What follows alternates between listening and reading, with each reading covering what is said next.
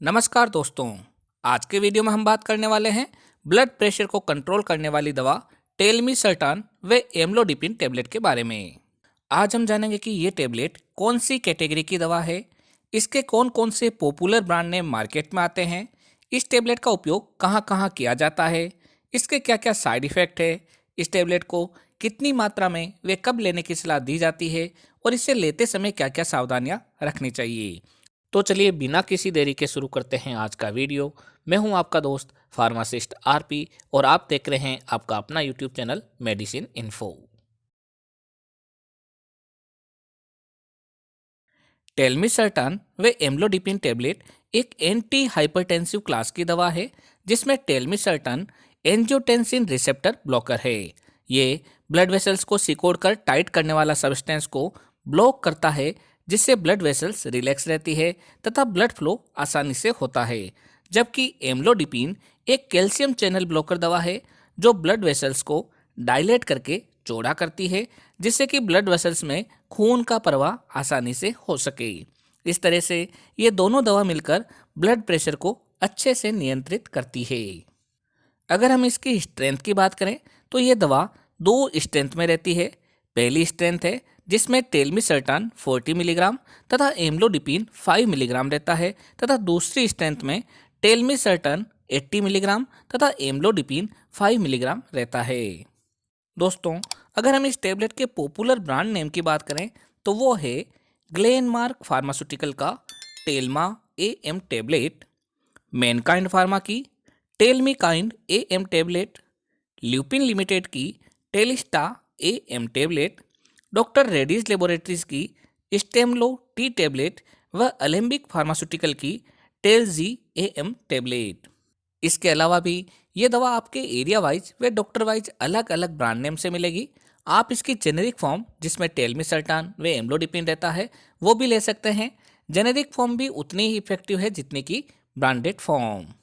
दोस्तों, टेलमिसर्टान व amlodipine tablet का प्रयोग मुख्य रूप से मरीज में ब्लड प्रेशर को नियंत्रित करने के लिए किया जाता है। साथ ही ब्लड प्रेशर से जुड़ी हुई जो बीमारियां हैं उनमें भी इसका प्रयोग लिया जाता है।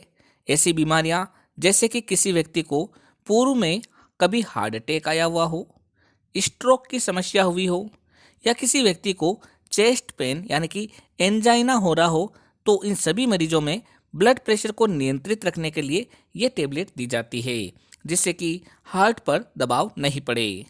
दोस्तों, मानव शरीर का सामान्य रक्तचाप यानी कि नॉर्मल ब्लड प्रेशर 120 mmHg से लेकर 80 mmHg रहता है जो कि उम्र के साथ 140 mmHg से 90 mmHg तक भी चला जाता है जो कि एक सामान्य कंडीशन है।